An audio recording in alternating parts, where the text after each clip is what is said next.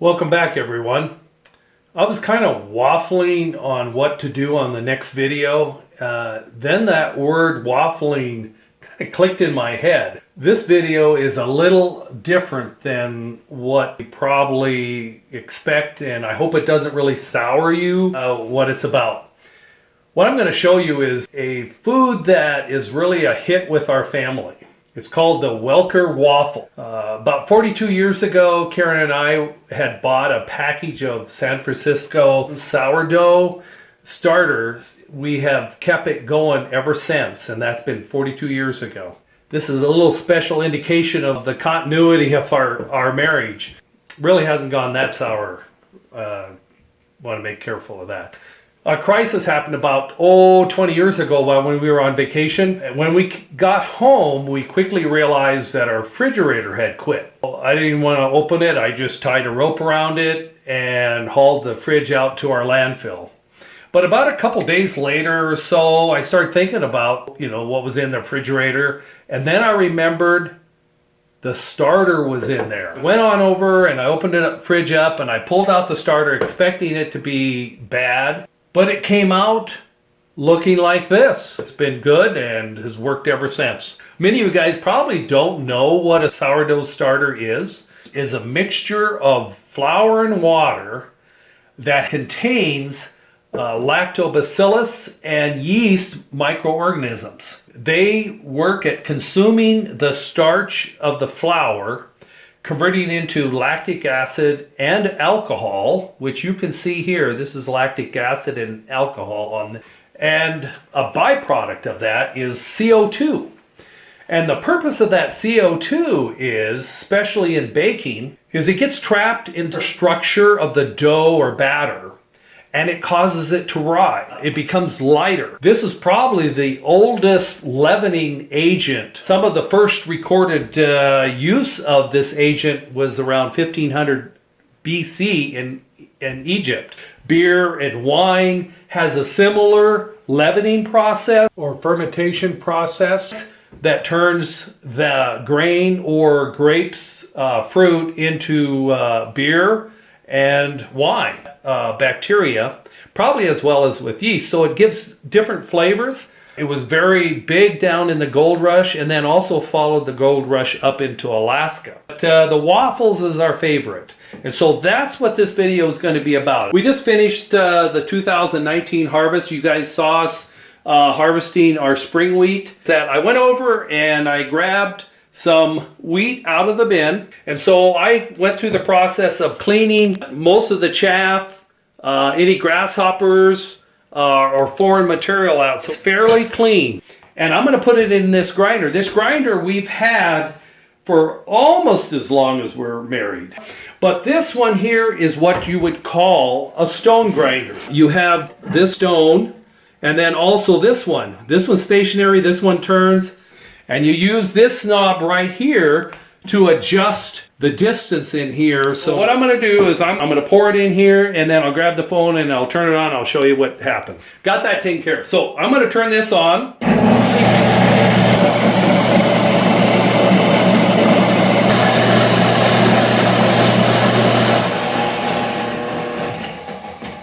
Flour tray out. Very fine flour. Okay, I have 6 cups of stone ground spring wheat. What it is a 1-to-1 ratio. So I'm going to put in 6 cups of water into this flour. The water is actually going to be very warm because you want this warmed up. The yeast likes it to be warm to be able to work and multiply and party all night. They like a warm place to party. So it really enhances the action that takes place. We'll go ahead and get this stirred.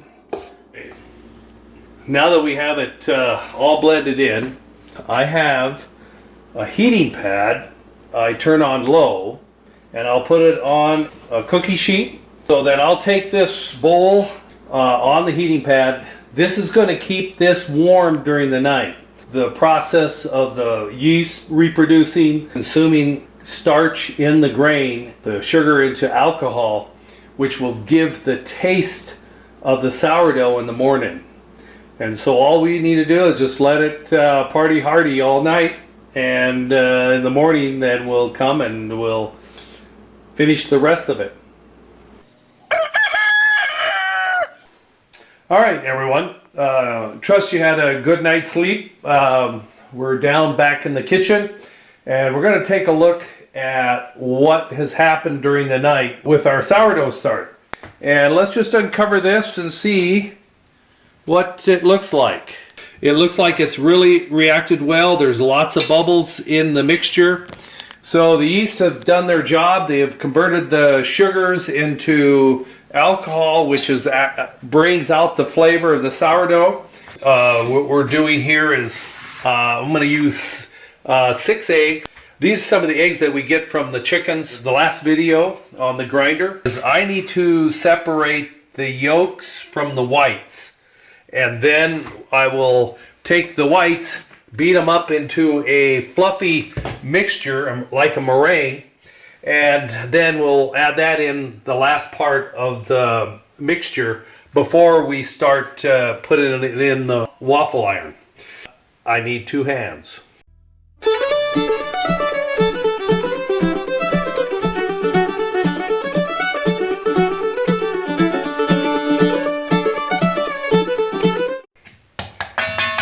So let's go ahead and dump the eggs and oil into the mixture. We'll mix this in. It's about a tablespoon of salt. Dump it into my sugar, and then I'm going to take this salt and sugar mixture and sprinkle it into the batter. Next is go ahead and beat these egg whites up.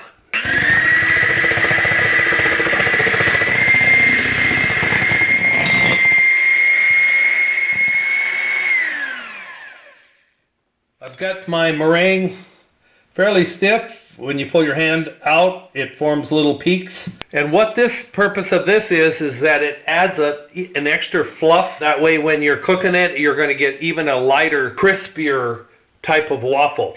Go ahead, and what I have here, of course, a gas stove, but I really like the Belgium type waffle maker. The reason for that is that they're deep. As you can see, there's 4 sections in this waffle, and they're just right for the toaster. So I'll make that big batch of waffle. I'll cook it all up, and then I will freeze it into Ziploc bags, stick it in the toaster, and they're just about as good as when they came right off this waffle iron. Let's let that heat. And while that's heating, I'm going to go back over here. A couple things I need to do. I need to take this meringue mixture, and then I gently just kind of fold it in so that it's somewhat mixed, but not to the point where it crushes meringue cells of the egg white. It has a lot of acid. If you take it's about a teaspoon of baking soda, and then we go ahead and we will pour it into the mixture, fold that in. Our batter is complete. You can see all the bubbles. Okay, our waffle iron is hot enough, so I'll take a cup of the mixture. So then I'll shut the other half of the waffle iron and just let it cook. It looks like this waffle is done. So let's just go ahead and take it off, and we'll put it on a cooling rack right here, and so I can get my next cup going.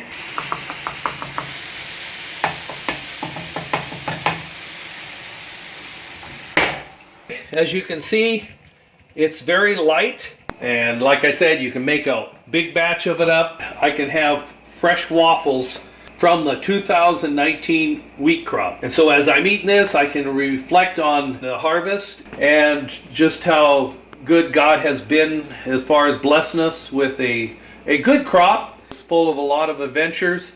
We're glad to share that with you. So guys, thanks for following us. Appreciate it very much. God bless.